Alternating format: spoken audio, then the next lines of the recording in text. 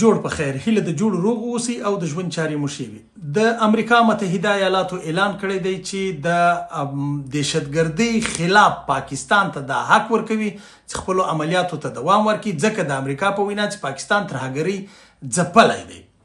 دا هغه ټکی دی چې په پاکستانی میډیا کې یا په پاکستانی کړیو کې یو شکل دی ته د نفس اخیستلو موقع ورکړې ده. خو عموما دا ټکی یا داسې جملې د امریکا د متحده ایالاتو له لوري استعمالول د دې دپاره وي چې مقابل ممالک خوشحاله کړي، که نه امریکا له هیڅ یوه هیواده څخه دا حق نه اخیستی دی او نه ځینې اخیستلی سي چې هغوی د دهشتګردۍ خلاف مبارزه وکړي. د دهشتګردۍ خلاف یا د ترهګرۍ خلاف مبارزه د هر هیواد بنیادي حق دی. نو دا امریکا له چا څخه نشي اخیستلی. ځینې پاکستانیان داسې فکر کوي چې ګواکې امریکا متحده ایالات به د پاکستان مالی ملاتړ وکړي، د پاکستان د مالی ملاتړ ته به راودانګي، چې داسې هم نه ده، امکان نه لري یا دا امکانات ډیر لږ دي چې پاکستان دی چې امریکا دی د پاکستان مالی ملاتړ وکړي. اوس خبره دا ده چې پاکستانیان له دې اقدام څخه یا له دې ټکي څخه څنګه ګټه اخلي. دوه کاره دي، دوې خبرې ډېرې زیاتې مهمې دي. یو خو پاکستانیان تر ډېره بریده پورې د پاکستان خواخوږي، د پاکستان د استخباراتي اداره، د پاکستان پوځ له دې اعلان څخه داسې یوه ګټه اخلي چې ګواکې اوس نو دوی ته امریکا سپین چک ورکړی د دوی چې هر څه کوي به. دا د امریکا بیان دوی په کور دننه د بلوڅ ازادي غوښتونکو خلاف استعمالوي تر ډیره بریده. د امریکا دا بیان به دوی د محکومو پښتنو خلاف استعمالوي.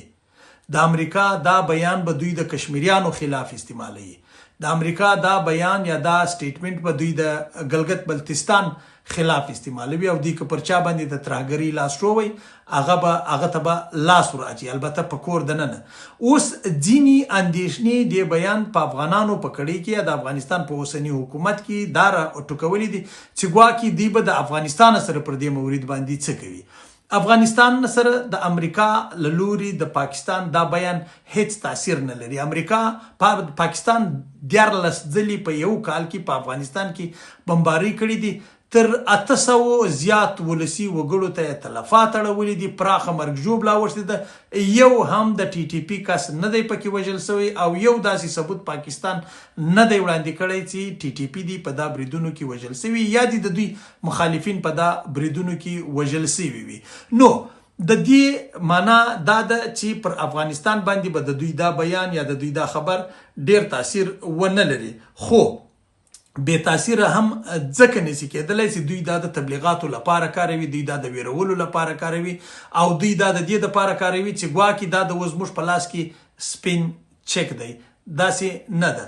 اوس د ترهګرۍ یا د دهشتګردۍ د مخنیوي لپاره پاکستان کړي څه دي. عموما دهشتګردۍ یا ترهګرۍ یا وسلوال تحریکونه دا په زور هیچا نه دي مهار کړي، دا نړۍ په تاریخ کې نه دي مهار شوي، دا د خبرو له لارې مهار شوي دي.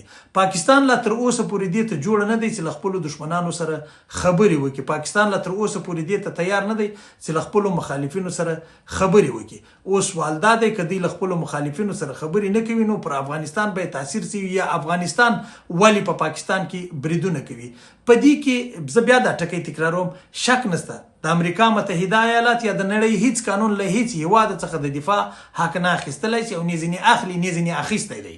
نو افغانان حق لري چې د خپل دشمن خلاف هم عملیات وکړي او هم هغه ډول کړنې ترسره کړي د دوی دپاره لازمه وي، د دوی په قانون کې راځي، د دوی په اصولو، د دوی په چوکاټ کې راځي. نو یو دا اړخ دی. دوم تر ټولو مهم اړخ دا دی چې ډیری خلک وایي چې پاکستان پر افغانستان باندې بمباري کوي، نو خو طالبان هم چې هلته بمباري کړي دي.